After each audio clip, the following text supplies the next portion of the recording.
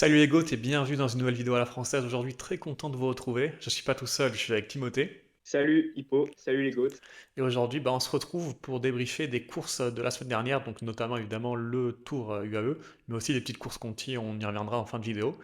Pour commencer, on peut parler du UAE Tour qui a été dominé, comme on pouvait s'y attendre, par Tadej Pogacar, qui a remporté les deux étapes de montagne plutôt facilement en vrai. Euh, et derrière, on a eu Duo Ciccone et Pio Bilbao. Est-ce que tu t'attendais à voir ces deux mecs-là derrière, ou est-ce qu'il y a des favoris qui pour toi ont un peu déçu? Alors, je m'attendais plutôt à Bilbao, parce que je trouve que c'est un coureur qu'on voit beaucoup en début de saison généralement, et on est habitué à le voir sur le Tour des Émirats Arabes Unis. Après, pour Giulio Ciccone, je m'attendais à le voir dans le top 5, peut-être pas à la deuxième place, mais ouais, je m'attendais à le voir quand même. Après, pour les coureurs qui ont un peu déçu, bah, il y a Van Velt, mais donc qui a été pris dans une cassure, dans une bordure, si vous avez suivi un peu l'étape d'aujourd'hui. Mais voilà, sinon, c'est à peu près le podium auquel je m'attendais, avec peut-être Van Velt à la place de Ciccone et un Ciccone quatrième ou cinquième. Ouais, Carlos Rodriguez aussi qui est beaucoup tombé et qui même était un peu décevant sur la première étape de montagne. Mais c'est vrai que sinon Pogacar était un peu sans concurrence. Chase Gall aussi, qui a été piégé aujourd'hui, qui a même chuté avec Paul Sexas, qui a d'ailleurs lui dû abandonner, qui avait fait une belle étape. Donc ouais, Pogacar attaquait sur toutes les étapes déjà directement. À chaque fois il tentait une bordure ou quelque chose comme ça. Et au bout d'un moment ça finit par payer. Si on revient étape par étape, la première étape qui est remportée par Jonathan Milan, sur un sprint assez incroyable, sur un espèce de sprint en boss où il y a Pogacar qui lance comme un golemon et puis après il y a Milan qui tient et qui résiste au retour de Philipsen et Fischer Black. Et puis hop, après il gagne une deuxième étape, puis après Merlier en gagne deux. Alors pour toi, parce que Anto aime beaucoup en parler, qui est le meilleur sprinter du monde du coup? Est-ce que c'est Merlier ou Milan? Alors, pour moi, c'est difficile de donner vraiment un nom, parce que pour moi, ils n'ont pas exactement les mêmes qualités. Déjà, je dirais que Merlier a des sprints plus intelligents. Pour moi, Milan ne lance de beaucoup trop loin Oui. et a tendance à être moins bien placé et à manger trop de vent. Après, en termes d'accélération pure, hein, pour moi, Merlier est un peu plus fort. Il a un petit truc en plus. Après, si on compare vraiment un sprint long et en puissance, pour moi, Milan est au-dessus de tout le monde. Ouais, je suis d'accord. Mais après Merlier, il aime bien aussi le tour parce que c'est des profils vraiment hyper plats. Et contrairement à Philipsen et Milan, ils passent quand même moins bien les bosses. On l'a vu sur le premier sprint. Et Philipsen, pour le coup, assez décevant, qui a jamais vraiment réussi à bien se montrer. Donc, il descend d'un échelon dans la hiérarchie. Sinon, du côté des sprints, il n'y a pas eu grand-chose d'autre. Au final, ils ont tellement été dominés, eux aussi. Il y a eu Pogacar qui a dominé la montagne et Milan et Merlier les sprints. Et il y a juste le chrono qui a été remporté par Tarling devant un Bissegger qui a fait aussi un bon chrono. Plutôt une bonne semaine de la AG2R avec un Paul Sixas qui aussi a fait du bon boulot et qui a malheureusement a dû abandonner. Est-ce que toi, tu penses qu'il aurait pu faire une bonne place aujourd'hui ou pas? Bah, je pense que ça dépendait surtout un peu de la stratégie de l'équipe AG2R, parce que comme on l'a pu voir sur la première étape de montagne, il termine dixième, mais après avoir passé un dernier très gros relais pour Félix Gall. Moi, la question que je me pose, c'est imaginons si les rôles ils avaient été inversés et que ça avait été Félix Gall qui avait fait le travail pour Paul Sexas. Qu'est-ce que Paul Sexas il aurait fait sur la première étape? Et pour moi, il pouvait atteindre le top 5. Donc, mais si on imagine un Paul Sexas qui jouait juste pour lui, je pense qu'aujourd'hui, il aurait à nouveau terminé dans le top 10. Euh, Peut-être pas le top 5, mais ouais, voilà, vers la septième, huitième place, comme ça, je dirais, pour un top 10 au classement général. Ouais. On peut aussi noter les Movistar avec Castrillo, Romeo aussi, qui fait une très grosse semaine, il me semble qu'il fait top 5. Et puis Rubio aussi, qui a eu que des Oui. problèmes à toutes les étapes et qui quand même fait un plutôt bon tour, donc ça confirme leur très bon début de saison. Toi, est-ce que t'as quelqu'un comme ça qui te vient en tête, un top, un flop? Bah alors, en flop, ce serait un peu méchant de mettre Van Velde dedans, parce que pour moi, je l'ai trouvé clairement au niveau. Van Velde, c'est une question de bordure, donc c'est un peu quelque chose de différent. Un peu comme Carlos Rodriguez, on a dit, qui est tombé. Alors, un petit peu décevant peut-être sur la première étape de montagne, mais Ouais. après, Carlos Rodriguez, c'est pas spécialement un très bon puncher, donc c'est pas non plus tellement étonnant que ça. Pour moi, un top, j'ai été très impressionné bah, bon, par Roméo, comme tu l'as dit, puisque je l'attendais faire une bonne course. Je m'attendais à l'entrée du top 10 ou top 15, mais pas un top 5. Mais je pense qu'en jeune coureur qu'on peut citer, il y a le Belge de la Soudal, William Le Serre Junior, qui termine bah, 8e du classement général et que j'ai trouvé bah, vraiment impressionnant. Ouais, c'est Donc clair. voilà, moi, c'est peut-être mon top. Termine aussi d'ailleurs 8e de cette étape. Donc vraiment, j'ai trouvé bah, impressionnant. Je sais pas ce que tu en penses, mais Ouais, non, c'est clair. Et en plus, on a vu que les écarts avec Pogacar n'étaient pas si énormes que ça au final. Il a même pas gagné le chrono, il a pas gagné la première étape alors que ça aurait pu le convenir quand on voit Fischer Black qui fait deux. Est-ce que pour toi, c'est le signe qu'il est peut-être un peu moins fort que l'an dernier? Ou est-ce que c'est juste qu'il va monter en puissance et que là, c'est la première course, donc il était moins fort que qu'il sera sur le Tour de France? alors pour moi, je pense effectivement qu'il va monter en puissance et que faut pas vraiment s'attarder un peu sur le Tour UAE. Parce que par exemple, on a vu d'autres personnes qui n'étaient pas dans une forme extrême, mais je pense que ça indique pas beaucoup pour la suite. Mais c'est sûr qu'il était moins tranchant. Et d'ailleurs, je vais prendre même un autre exemple d'étape, sans parler de la première étape ou des étapes de montagne. Mais même le contre-la-montre, ce que je veux dire, c'est qu'on retrouve Pogacar qui fait troisième et se retrouve avec très peu d'avance sur ses concurrents derrière. Alors, je dis pas que Pogacar, c'était un. Enfin, ce que je veux dire, c'est que ça reste un excellent rouleur.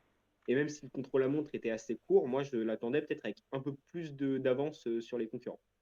Ouais, ouais, non, c'est clair, ça m'a un peu surpris. Après, je pense qu'il va monter en puissance pour le coup et que on le retrouvera, je sais pas quand c'est sa prochaine course, probablement les Strade Bianche, donc on pourra juger à ce niveau-là. Moi, la Voilà. performance que j'aimerais mettre aussi, du côté des Français, on peut dire quand même les Français qui ont été très très absents de cette QAE Tour, parce qu'on a quand même que deux Français dans le top 40, Bah, ce qui fait un petit peu mal pour il y une avait que course 4 sur un Français au tour, départ déjà. Donc, et c'est pas faux. Mais, et avec un abandon de Paul Sexas. hmm. Mais moi, ce que j'ai trouvé quand même impressionnant, c'est Bruno Armirail, parce que bon, Bruno Armirail, ok, il est bon en contre-la-montre, mais c'est quand même pas censé être un grimpeur d'exception, et il termine 18e du classement général, ce que je trouve quand même une belle performance. Et donc d'ailleurs, au passage, le deuxième Français dans le top 40, c'est Geoffrey Bouchard, hein, qui aura été bah, équipier bah, pour Paul Sexas et pour Félix Gall, mais donc qui a l'air d'afficher une bonne forme lui aussi pour le reste de la saison. Ouais, gros collectif H2R en tout cas. Bouchard, Sexas, on les a vus bah, sur l'étape, la première étape de montagne, où ils font du coup le train, ils sont encore 4 ou 5 dans les derniers kilomètres. Un peu dommage, moi je trouve, d'avoir fait rouler Sexas plutôt que peut-être le faire sortir ou tenter quelque chose. Parce qu'au final, faire rouler Sexas, ça sert à rien. Mais bon, voilà, au moins eux ont tenté, JB me dira.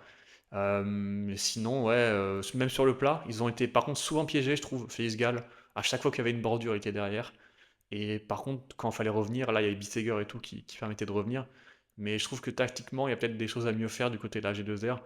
Mais il y a un vrai collectif, donc il y a vraiment un vrai truc à faire.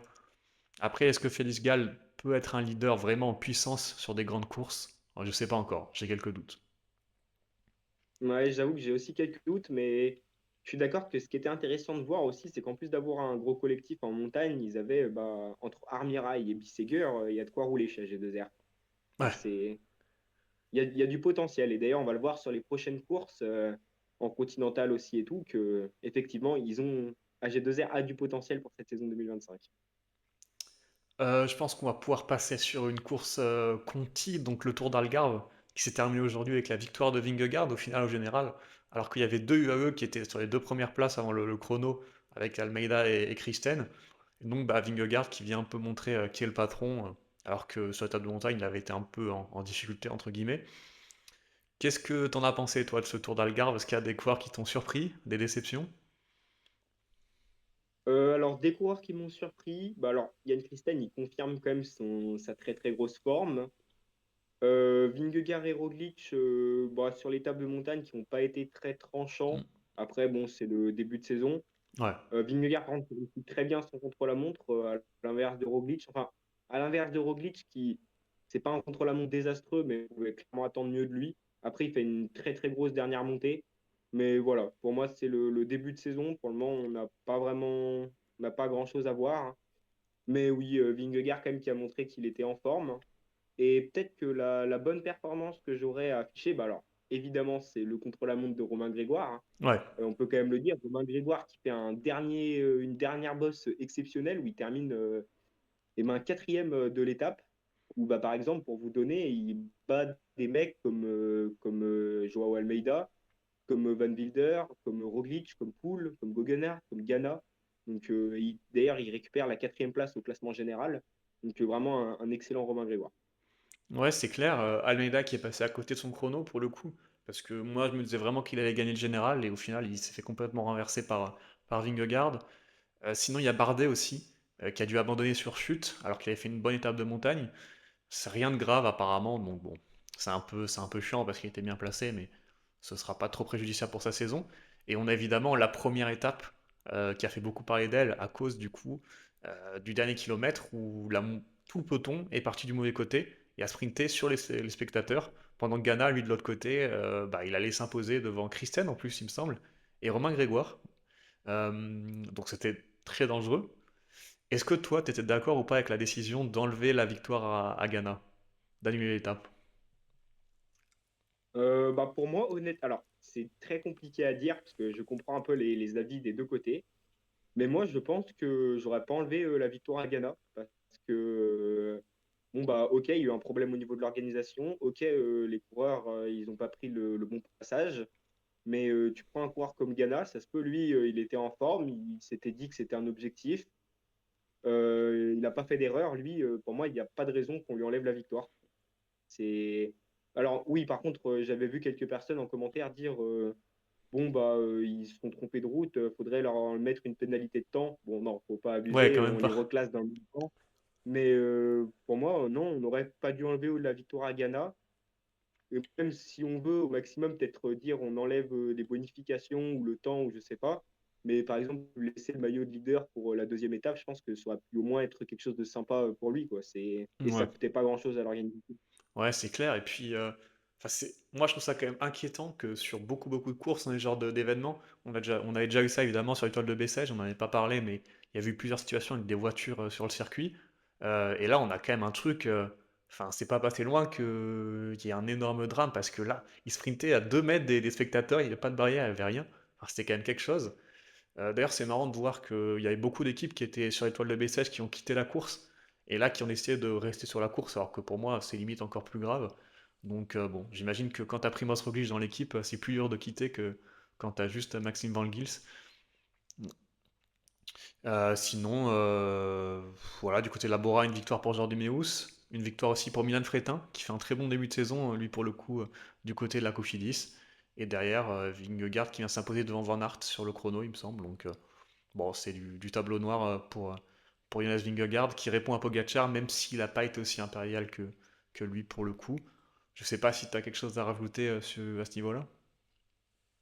Alors, l'autre bonne performance que je dirais, alors, ok, Almeida a loupé son chrono, mais moi, j'ai trouvé impressionnant pour une chose, c'est que, donc, je crois que c'était l'Alto des Foya où il y a la victoire de Yann Christen. Ouais, C'est un peu le col qu'on voit toutes les années sur le Tour d'Algarve.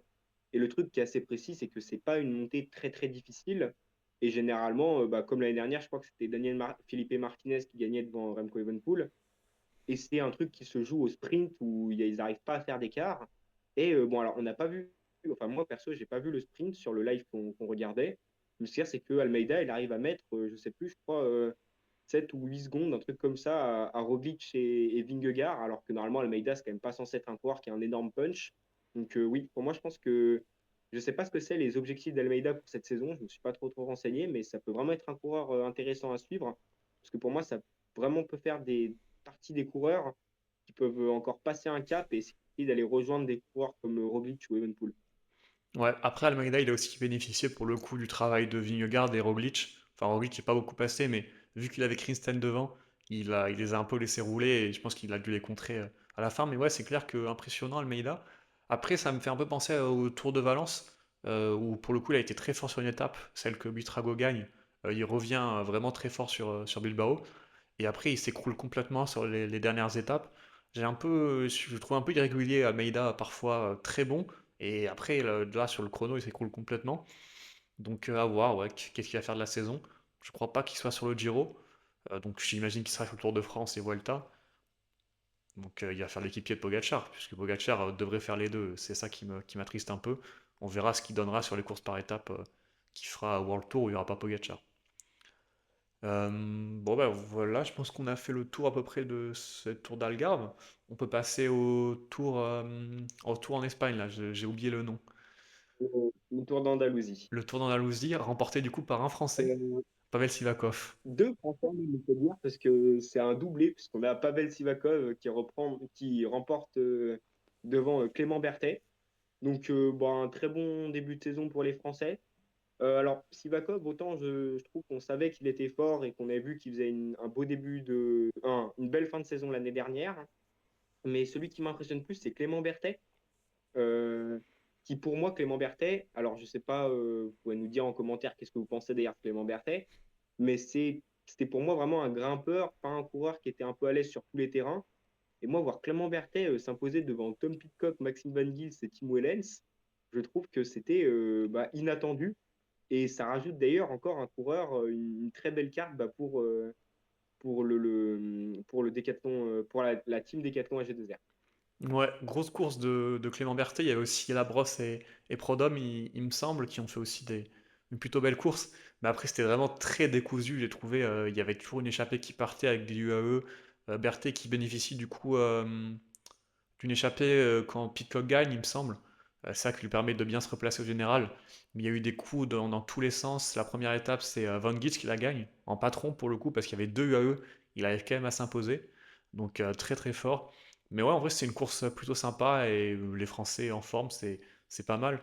Aujourd'hui, il y a un Total Energy qui est passé pas loin de la victoire aussi, malheureusement battu par un Espagnol. Donc, belle semaine pour les Français. Pitcock aussi qui confirme qu'il est assez en forme.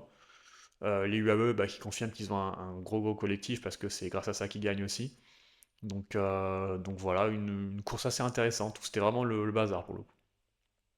C'est un peu le bazar. Et si on veut continuer à parler un peu pour les Français et les équipes françaises, ce que je tiens à dire, c'est que par exemple, il y a pas mal de personnes qui ont remarqué en disant ah, UAE très fort sur le Tour d'Andalousie, ils placent trois mecs dans le top 10 avec Pavel Sivakov qui gagne, Tim Wellens qui fait cinquième et Marc Soler qui fait septième. Mais si on veut rajouter quelque chose, et ben Decathlon AG2R est aussi une équipe qui place trois coureurs hein, dans le top 10 du général. Donc, comme on l'a dit, Clément Berthet fait deuxième.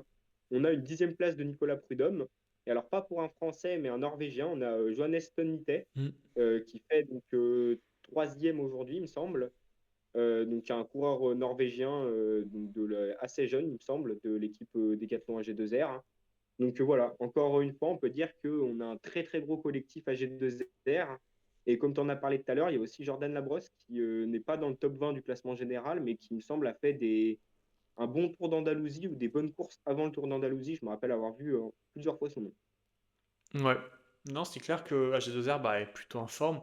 On l'a vu aussi sur les petites courses Conti françaises qu'on a eues, notamment aujourd'hui avec la victoire de Dorian Godon, qui s'est imposé sur la deuxième étape du tour. Alors j'oublie à chaque fois les noms, mais le tour Le remporte. tour des Alpes-Maritimes, Ouais, le tour des j'allais dire. Alpes-Maritimes. J'allais dire tour des Alpes, mais je me suis dit non, c'est pas lui, il est en Italie. Qui s'impose du coup Escaroni qui remporte le général après sa belle victoire d'hier, où il s'est imposé devant Butrago et Martinez. Il est en forme, Scaroni, pour le coup, il s'était déjà imposé sur la classique juste avant, devant deux décathlons, devant Lafay et Lapera. Donc nos Français sont en forme, mais Scaroni aussi est très très en forme pour le coup. Ouais, je suis d'accord. Et donc, alors, pour continuer dans ma même lancée sur le collectif Décathlon AG2R, je trouve que tous leurs coureurs sont en forme. Donc, comme tu l'as dit, alors Scaroni, il a privé les Français d'une victoire sur la classique du Var. Mais donc, on a Paul Lapera et Victor Lafay qui font 2 et 3, donc 2 AG2R sur le podium, qui nous montrent que les rouleurs d'AG2R sont en forme avec Armirail et Bisseguer, les grimpeurs aussi, avec Bouchard, Sexas et Gall, les sprinters ou hommes rapides avec Stone Mittet et Dorian Godon aussi. Et on a aussi Lapera et Lafay en puncher qui sont là. Donc, hâte de voir vraiment cette saison d'AG2R. Bah surtout Victor Lafay, pour le coup, ce serait bien qu'il arrive en forme après sa saison compliquée. Mais ouais, t'as raison, grosse forme pour la Décathlon. La Groupama aussi, si on veut parler des équipes françaises, je trouve que Guillaume Martin est plutôt en jambes. On a parlé de Grégoire. Voilà, je trouve que c'est plutôt encourageant. Rémi Rochas aussi, qui a été plutôt beau en Algarve. Donc les équipes françaises sont pas mal, même Cofidis a gagné avec Freitin. Donc je trouve qu'on est sur une bonne année pour les Français.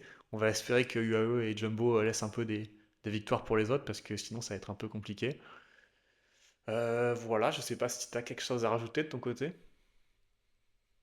Non, je suis à peu près d'accord avec toi. On a vu pas mal de coureurs en forme, un peu quelques coureurs décevants, mais après, comme on l'a rappelé, c'est le début de saison, donc faut pas trop s'attarder sur ces premières courses. Mais donc oui, nos Français en forme et qu'on espère voir un peu bien sur les prochaines courses. Donc, comme vous le savez, il y a beaucoup de grosses courses World Tour qui vont arriver entre les classiques et les tours World Tour d'une semaine avec par exemple Paris-Nice et Tirreno.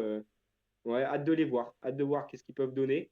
Et en parlant d'ailleurs des Français, il y a un coureur dont on n'a pas parlé, c'est Lenny Martinez. Parce que bon, alors certes, il est plus dans une équipe française, mais il reste français. Donc qui n'a pas gagné. Enfin, si, il gagne d'ailleurs le maillot de meilleur jeune sur le Tour des Alpes-Maritimes et du Var, hein. Mais donc voilà, Lenny Martinez qui a l'air d'être plutôt en forme pour ce début de saison.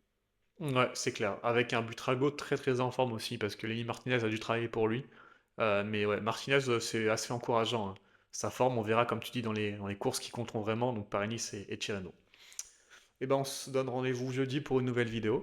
Et voilà, et d'ici là, bah, portez-vous bien. Allez, salut les gouttes.